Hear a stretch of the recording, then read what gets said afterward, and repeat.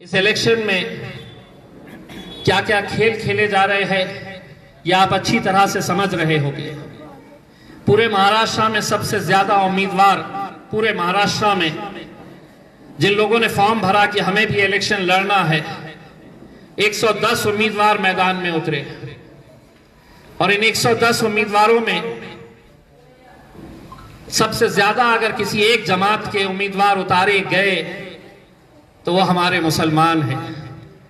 28 उम्मीदवार मेरे खिलाफ खड़े किए गए हैं। मैं ये नहीं कह रहा हूं कि वो खड़े हुए हैं, उन्हें खड़ा किया गया है। और किसकी तरफ से खड़ा किया गया है? भारतीय जनता पार्टी के मिनिस्टर यहां से जो लगातार जीत कर आ रहे, वो साजिश हम अच्छी तरह से समझते हैं कि जब भी ऐसे इलेक्शन आते हैं, सड़क चलते किसी मुसलमान को पकड़ा जाता है, हाथ में कुछ पैसे थमाए जाते हैं ताकि वो 500, 200, 1000 वोट ले सके और वो खड़ा हो जाता है चंद पैसों के लिए। विड्रॉल की डेट अभी शुरू है, 4 तारीख तक ये उम्मीदवार मैदान से हट सकते हैं और मैं उनसे अदबन गुजारिश करना चाहूंगा कि ये पैसा जो तुम्हारे हाथ में दिया गया है ये जिंदगी भर चलने वाला नहीं है। ये तुम्हारी क़यादत को खत्म करने के लिए ये तुम्हारे हाथ में ये पैसा दिया गया है। कितने दिन चलने वाला है, लेकिन आज ये हालात हमारे सामने अगर आ रहे हैं तो ऐसे ही चंद लोगों की वजह से जो इलेक्शन के वक्त में हमारे वोटों को बांटने का काम करते हैं।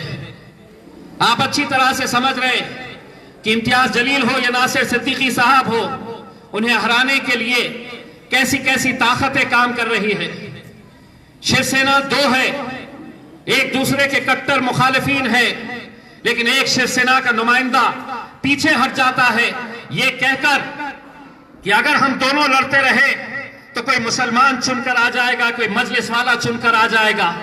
उनकी सोच ऐसी है और हम एक अल्लाह एक रसूल को मानने वाले हम कितने हिस्सों में बढ़ गए हैं। ये कितने अफसोस और शर्म की बात है हमारे लिए। या आप लोगों से मैं अदबन गुजारिश करता हूं, अगर किसी ऐसे शख्स को जानते हैं जो इस चुनावी मैदान के अंदर उतरा हुआ है, ठेला लगाने वाला, ऑटो रिक्शा चलाने वाला, चंद पैसों के लिए आज पूरी कौम का सौदा करने के लिए बैठे हुए हैं, ये कितने अफसोस और शर्म की बात है। क्या होगा? 20 तारीख के दिन इलेक्शन होगा, कोई 200 लेगा, कोई 500 लेगा, कोई 1000 लेगा, कोई 2000 लेगा।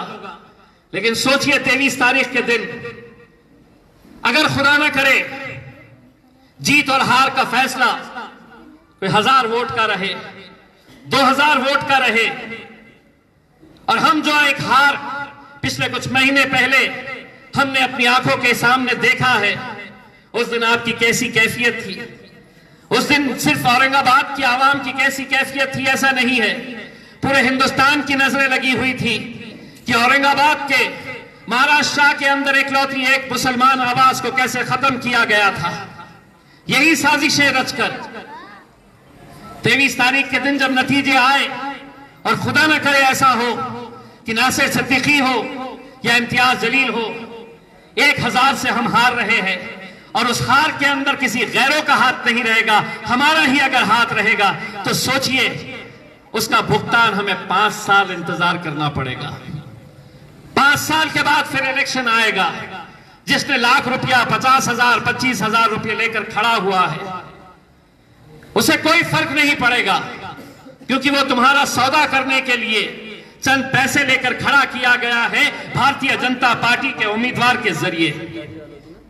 कहीं ना कहीं अब वक्त आया है हम मुसलमानों को यह समझने का कि अगर हम ऐसे ही बढ़ते रहे, ऐसे ही साजिशों का शिकार होते रहे, तो आज महाराष्ट्र से इकलौती एक मुसलमान आवाज जो असदुद्दीन अवैसी के साथ अल्हम्दुलिल्लाह आप लोगों की वजह से 2019 के अंदर मुझे मौका मिला था 5 साल वहां पर जाकर आपकी नुमाइंदगी करने का।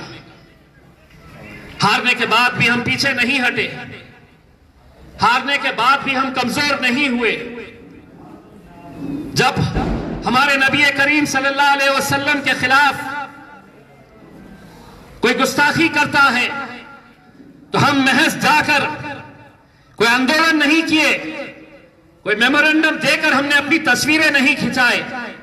हमने उस वक्त यह ऐलान किया कि ऐ हुकूमत, तुझे जो भाषा समझ में आती है उस भाषा में जवाब देने की ताकत अल्हम्दुलिल्लाह हम सब के अंदर है।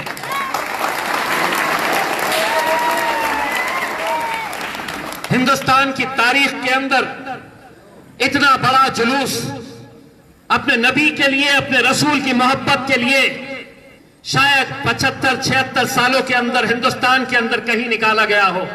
आप लोगों ने उसे साबित करके दिखाया था कि हमारी सियासत ऐसी की तैसी, हमारी कुर्सी को हम ठोकर मारते हैं, लेकिन अगर हमारे नबी करीम सल्लल्लाहु अलैहि वसल्लम के खिलाफ कोई गुस्ताखी करता है तो चट्टान की तरह हम खड़े रहकर तुम्हारा मुकाबला करने की ताकत रखते हैं।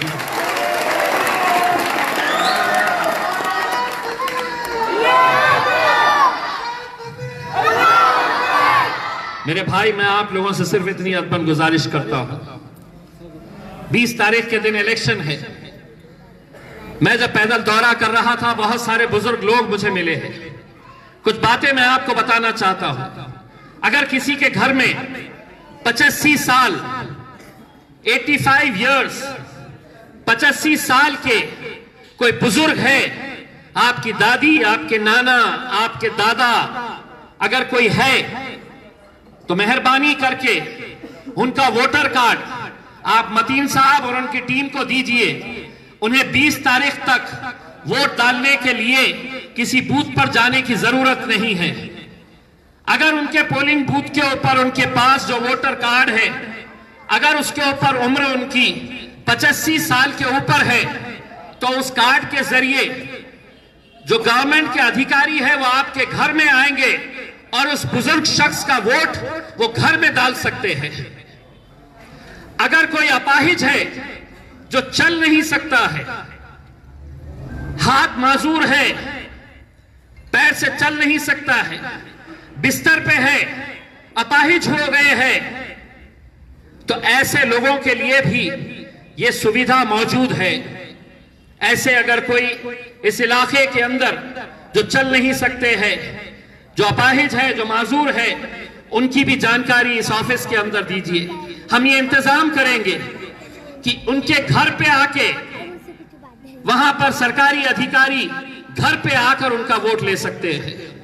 एक और बात, गरीब बस्तियों में इलेक्शन से कुछ दिन पहले कुछ दलाल आते हैं, आपका कार्ड लिया जाएगा कि हमको आपका इलेक्शन कार्ड दे दो, हमको आपका आधार कार्ड दे दो।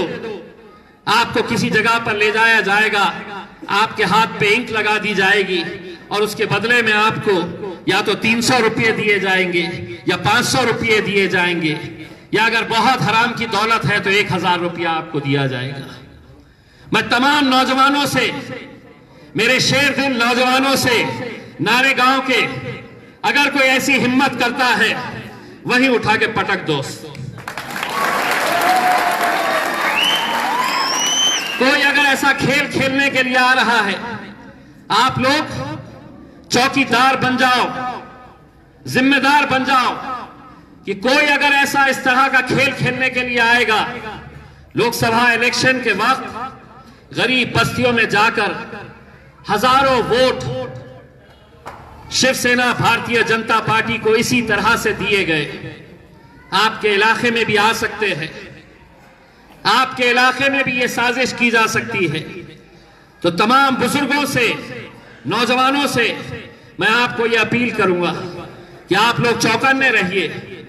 और एक बात ये कहना चाहता हूं कि जब मेरी हार हुई थी, मुझे बहुत सारे नौजवान बच्चे मिलकर रोते थे और मुझसे ये कहते थे कि इम्तियाज भाई, हमने पटाखे लाकर रखे थे। बच्चे कहते थे कि हमने रंग लाकर रखे थे, हरा रंग खेलेंगे। मुझे आज भी याद है कि एक छोटा सा बच्चा हरसूल इलाके का, जब नतीजा आया तो बिलक बिलक कर रो रहा था। उसके बाप ने उस बच्चे को मेरे पास लेकर आया और उन्होंने मुझसे कहा कि मेरा बच्चा रात में जब सो गया था, सुबह नतीजे आने वाले थे, तो छोटी सी प्लास्टिक की थैली के अंदर हरा रंग तकिए के नीचे रखकर सोया था कि मुझे नींद में से उठकर ये हरे रंग के साथ मुझे खेलना है। एक बच्ची छोटी बिस्तर के ऊपर पतंग रखकर सोई थी कि कल हमें पतंग उड़ने का यहां पर खुशी मनानी है करके। हमने मेहनत की है मेरे भाई,